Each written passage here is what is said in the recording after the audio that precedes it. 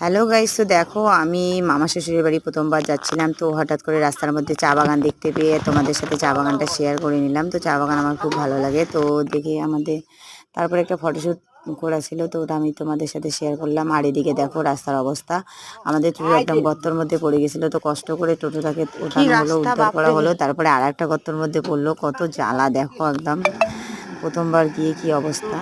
তারপরে এদিকে দেখো, তারপরে এখানে দেখো আমরা একদম হাইটে হাইটে আসতেছিলাম, আর এদিকে গর্ত হয়ে গেছিলো, একটা ব্রিজ ভেঙে গেছিলো, তো ওইদিকে চা বাগানের ভিতর দিয়ে আসতে লাগে।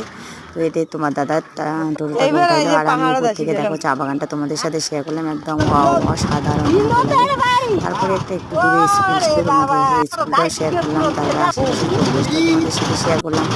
আর ও বলতেছে কোথায় যেন আমার বাড়িতে বললো যে ওই বাড়ি পরে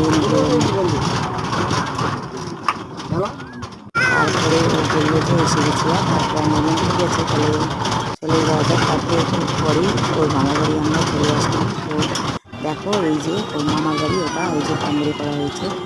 আর এদিকে আমার শাশুড়ি আর মাম্মি আগে গেছিলো, ওরা এই যে বসে আছে। তো এগিয়ে আসলো আমার ছেলেকে নেওয়ার জন্য। আর ওটা আমার মিশা শ্বশুর বসে আছে। তো ওই যে আমার দিদি মারা গেছিলো আর কি, স্ট্রোক করে, মানে মামা শ্বশুরের ছেলে। তো ওখানেই কি নিমন্ত্রণে খেতে গেছিলাম। তো এইদিকে খাওয়ার পর দিয়ে দিল, আমরা খেয়ে নিলাম, নিয়ে আমার মেয়েও আমাদের সাথে খেলো। খাওয়ার পর এদিকে একটা জায়ের বাড়িতে আসছি।